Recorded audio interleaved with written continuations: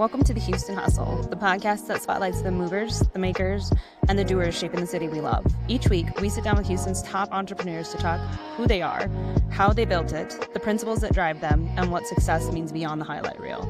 This is real hustle, real stories, real Houston. Welcome to Houston Hustle. I'm Dr. Paige Ward. I'm Dr. Charlie Ward. And today we have our guest, John Despeaux with Guardian Roofing, Texas. So welcome to the show. Thank you guys for having me. Of course. So for those who don't know, tell us about who you are and what you do. Like I said, my name is John Despeaux. I am the president of Guardian Roofing, Texas. We're a residential and commercial roofing company based out of the Houston area, but we go everywhere. Okay, awesome. So how long have you been in business? This will be our 12th year. 12th year. That's awesome. Yeah. And was this always the plan for you? You know, when I got out of the military, I was kind of looking for something to keep going and keep being able to serve the community, I guess, without having to move around a bunch. Mm-hmm. So I just kind of found my niche in construction, and it allowed me to keep interacting with the public and that sort of thing, which was kind of nice. Okay. Mm-hmm. From day one, how would you say that your business has changed? Fundamentally, I had to learn a lot of lessons. Okay. Going from predominantly military lifestyle to a civilian lifestyle, and also the people that you're dealing with go from predominantly military personnel to civilian personnel. That was a bit of a culture shock for me. So I had to make an adjustment within myself from the way that, talk to people and your demeanor and that sort of thing. Yeah.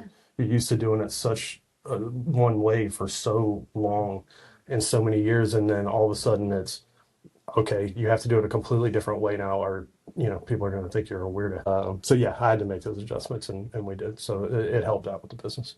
Do you feel like some of the values, though, or habits that you learned in the military helped you in your business? Yeah, 100%. I mean, the biggest thing is just being 100% brutal honesty with people. Yeah. Especially in construction, I think that there's so much distrust between homeowners and contractors that we don't need to make it any worse, right? Yeah. So, and it's kind of the same thing on the other side of the ball. You have to be 100% upfront with somebody, even if it's bad news. Yeah. And I found that homeowners appreciate that a whole lot more, than us saying, oh, well, we're going to do this, and then we end up not doing it. Yeah. I think in the consumer market, I've seen, and you can even see it in reports, a big shift where people just really want authenticity right now, and you to be straightforward and honest with them. Yeah. And obviously, as you know, construction, there is a lot of, I don't feel like I noticed as much when I lived in South Dakota, but here in Texas, you do hear the stories of people getting scammed on things, right? Or all sorts of things where they'll pay people all the way up front and then they disappear and they never show up again. Yeah. What would be your tips to people who are looking to hire a construction person? I encourage everybody to do their homework. Mm-hmm. One, because you'll learn about the process, and I never want a homeowner to feel like they're in the dark. But never pay somebody up front. Mm-hmm. I have a written policy against taking money up front. In fact, we won't take any money, period, until the job is 100% complete. That was one of the very first things that I wrote down in our policy book, that we weren't going to, take a percentage, because there are companies out there that do that. And I'm sure they have their reasons for doing it, but I just think that it sows distrust, and I'm not interested in doing that. Absolutely. Do you feel like, and I guess this is just kind of a side note with this, but do you feel like COVID affected the construction business at all? Yeah, it made it a lot more interpersonal. Mm-hmm. So us going to somebody's house, that stopped for a while. Mm-hmm. And so we would have to visit with them either over video call.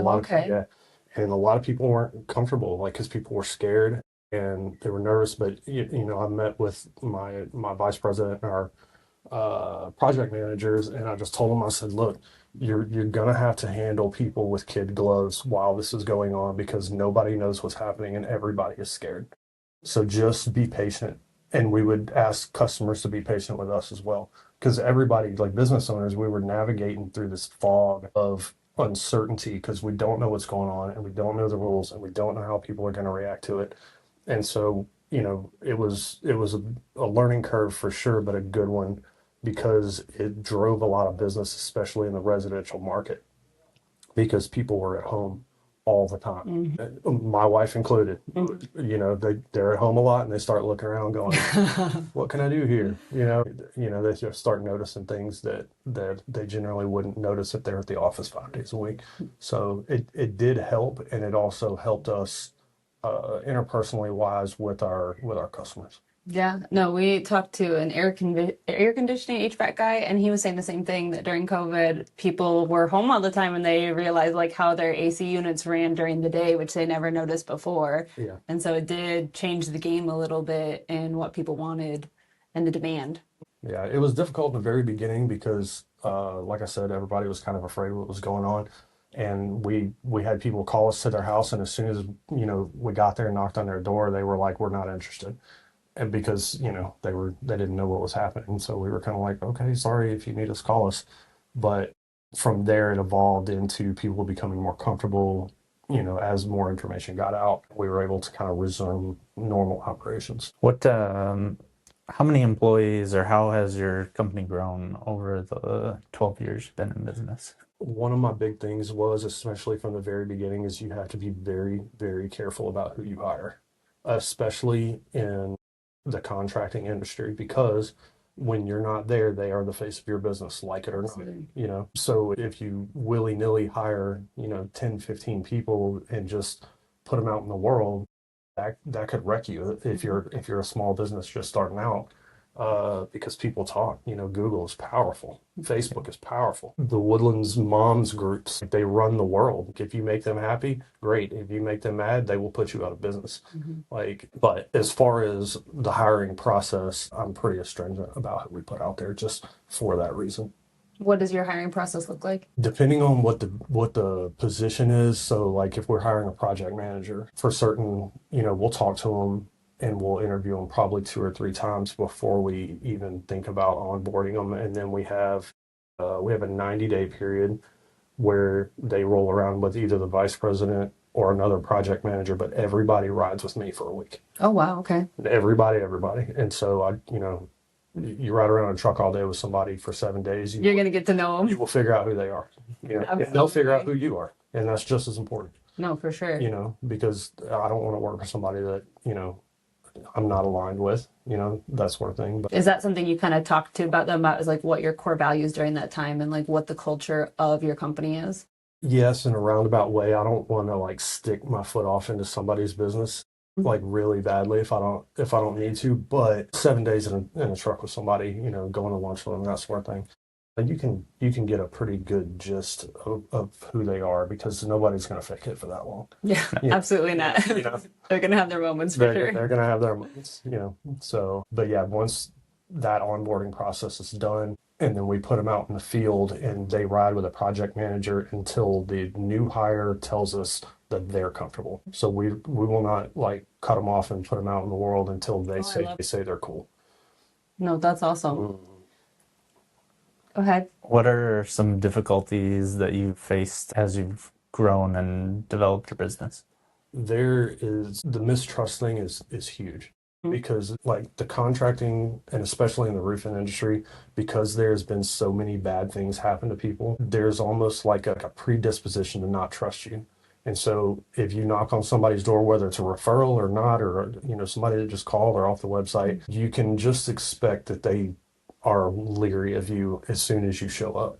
And so, and this is part of this when we train people that I talk to them about and say, look, man, you have to understand that people are going to be leery of you just because of the aura that is around the construction industry. And so when we have a new customer, we have to break that and reestablish like a real trust with them, to where, because construction jobs are expensive, they're spending a lot of money, Absolutely.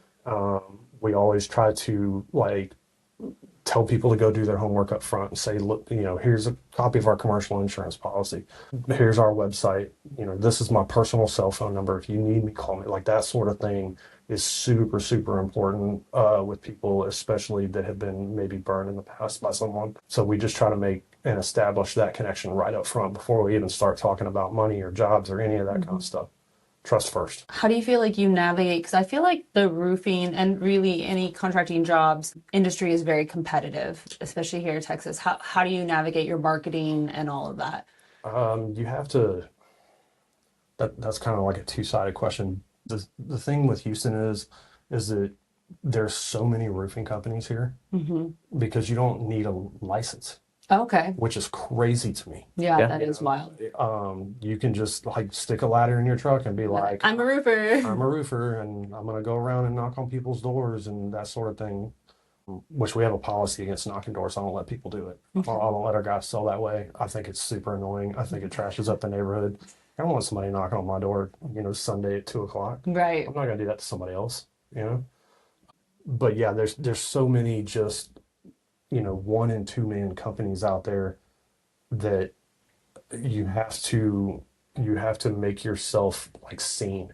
You have to like brand it, and it can be very expensive, but it in the end is worth it because people will see your logo and they'll say, "Oh, like I know you guys. I've seen y'all's trucks rolling around," and that's a huge thing, especially like in the social media marketplace. If you don't have a logo and somebody can't go and look up Google reviews, or you have like 10 Google reviews, they're going to be like, no thanks. Right. Absolutely. Because anybody can have somebody like help them with 10, right? Yeah. Like, Yep. ask all your friends to leave a review. And No, that's exactly right. And then you have to be registered with the BBB and, all that sort of thing. But branding is the most important thing, and it takes about 2 years for it to set itself right. As far as like search engine optimization and having your website out there and making little commercials and doing YouTube shorts and all that stuff. We hired a girl named Ashley Ramirez about 6 months or so ago. She has a company called Shine Online, and she like took our advertising and our Facebook like to another level. She's awesome. amazing. And she calls me probably 2 or 3 times a week. It's like, hey, can I get a video? Or hey, can I get pictures? And she takes that and like puts it out into the world and like makes us legit, which is kind of cool. Legitimacy is a huge thing. well, you can't underestimate the value of social media anymore. Like, you basically have to be on social media in this generation and age because so many people are going to look for that and they tag how many people on it, right? So super, super important. But I know not everyone's like a specialist in social media. So being able to delegate that out is smart. Yeah, no, it is 100% worth it to have somebody that knows what they're doing. Yeah, 100%. How'd you come up with the name and brand then of Guardian? Funny story. When I was transitioning to the civilian side, I was starting to date my now current wife, Katie, and she was helping me a lot with like a lot of things. And it's like one day I was in there and I was like, man, she's kind of like my guardian angel. Oh, this is So I'm gonna call it Guardian, and it just kind of stuck. And she ended up designing our original logo, which we still use, and that sort of thing. Like she was like a big, like super big help in the very beginning of us getting off the ground and not falling flat on our face. That is so awesome. I think that's so cute. It's so romantic. All right. Okay, so speaking of being in business and busy as you are, how do you navigate like your work-life balance? That is important because I think that if you get too involved in your own business, I'm not saying like too involved in your own business, but if you do that just constantly all the time, you can be detrimental to yourself. And I learned that in like the second or third year when I was just all day, every day, and it was, day and night. And if you're like pouring everything into like getting your business started, getting it off the ground, other things are going to suffer. Also, if you are have your hands in it too much, you will mess something up. Yeah. And I did that too. And so finally, when I hired Troy Hampy, our vice president, and kind of like let him have some stuff, I got a different perspective on some things. Troy's a smart guy. And when he was off doing his thing, he did it differently from me. Not necessarily a wrong way, just a different way. It's good to have that different perspective. Yeah, that's okay. And I learned that lesson too. It's okay to let other people have ideas in your company. Yes, that is so awesome. So I feel like in any business, you're going to have people saying no. And like you were saying, there's a lot of mistrust and stuff in this just general area of business. But how do you, since you're hiring people on, you're training them, how do you teach them about like the headspace? Because I feel like the energy you put out there is important too, but also, you know, people can get discouraged from no's. So how do you go about that? Yeah, that's part of what I brief them on is like every customer that calls you, you might land 60% of them, and 60% is good, Yeah. you know? And when you're very first starting out and you don't have your pipeline open yet, and you don't have an established client base, you're gonna fail more than you win. And I tell them that, and I make sure that they know up front. I was like, the first 2 or 3 months of this, you're not gonna like it because I didn't like it. Yeah. And so like I watched it happen. But usually around the like 60-day mark or so, once they've gotten their feet under them and they can, you know, put their foot on the gas, that's generally when I see them start to really like succeed. That's awesome. I love that. Did you have a question? Okay. Where do you see your business going in the future? The commercial side of our business is a completely different animal from the Yeah. residential I side believe of our it. business. We've done VA hospitals and Air Force bases and churches, kind of stuff. That's very cool. It's cool. And it was fortunate for us to be able to get into that because it's hard to get into those contracts. I would like to hire some more people for that side of it. I just don't want them to have to be gone constantly. Yeah. I don't want to drag somebody away from their house or their family because our travel crews are gone for a month or a month and a half at a time. And sometimes they come home on the weekends and sometimes they don't. It's their choice. But I don't want to have to like tell somebody, hey, you have to be gone for X amount of time.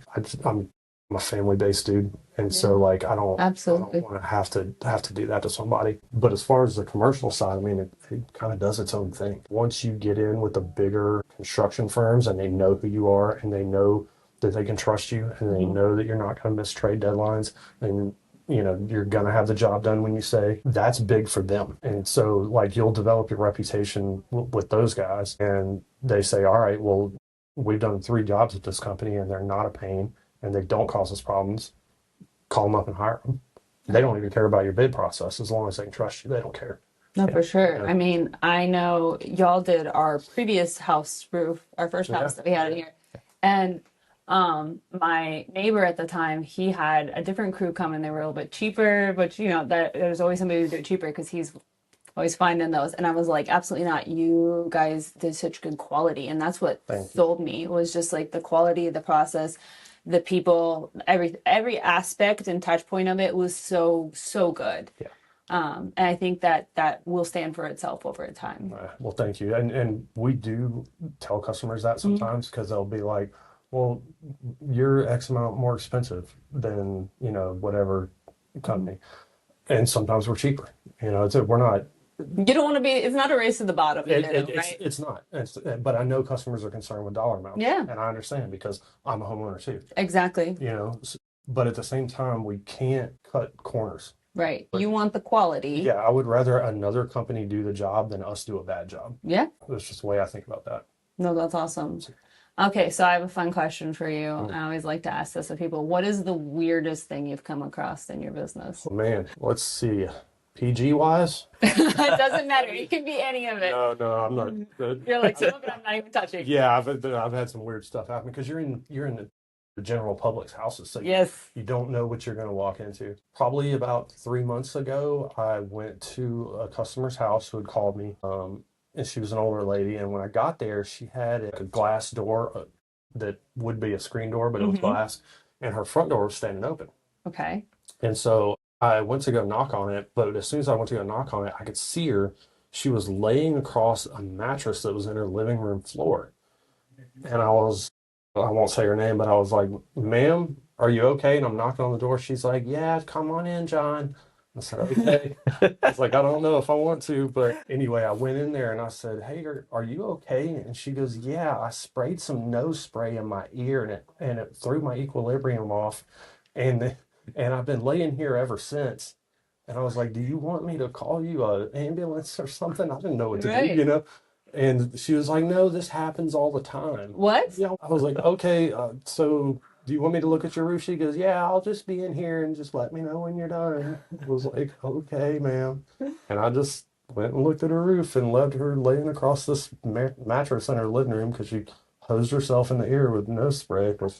I have a lot I of don't questions with recommend that. that. A lot of Questions about, like, questions. why would we do that? And also, this must be regular enough if we have a mattress in our living room. Yeah, yeah, it was a strange thing. I had a lady come out and ask for a discount one time because she was Miss Sam Houston State. Came out in a crown with a scepter and a sack. No, no. You're like, girl, you're not actually royalty. She was like, "Hang on, I'll be right back." And she came out with this stuff on, and I'm like, "Oh man, I should wear like a body camera. This is so weird." So she was like, "Can I have a discount?" I was like, I'll talk to him, but I'm leaving immediately because you are weirding me out." That's wild. Yeah. That is one thing that I am grateful I don't have to do is to go into other people's homes. Kate says the same thing. She goes, "I don't know how you do that because you see some like weird decorations and Oh yeah, I'm kind sure. of stuff." I've been in like fully chrome houses. Chrome? Yeah, like Very mirrored, futuristic. like all that. I had a customer one time that had like these 9 foot wooden cats on either side of her fireplace. What? Yeah, she was like, "Don't go near my cats, John." I said, "Don't worry, ma'am. I'm gonna be over here by the door." Oh my gosh, that Yeah. is so awesome. Strange stuff, but I mean, most of the customers are like super nice people. Yeah. You know, they're just trying to get help. You know. Absolutely, Yeah. absolutely. You run across some weirdos though, but that's Makes okay. life interesting, spicy. Yeah, that's for sure. Okay, so if our listeners want to get a hold of you, how do they get in touch with you? My phone number is, if you call that, you can speak directly to me. Awesome. That's one thing that I was kind of put my foot down about. Our admins wanted to get a company line, and we have a company line, but I would rather if somebody wants to talk to me directly that they're able to call me. Very cool. Yeah, and look, there's another side of that coin. My phone Is it always going off? yeah, and you know they'll call you at 1 o'clock in the morning. They don't care, but you know if it's an emergency, I want to hear from them. Yeah. You know, so I always try to like make myself as accessible as I can. Yeah. Absolutely. You just can't drive yourself nuts. That's true. We gotta have some boundaries, right? That's it. Well, thank you so much for being on our show today. Yeah, you guys are awesome. Thank you Thanks, for John. letting us do this. Thank y'all so much. Okay. And we'll see you guys next time.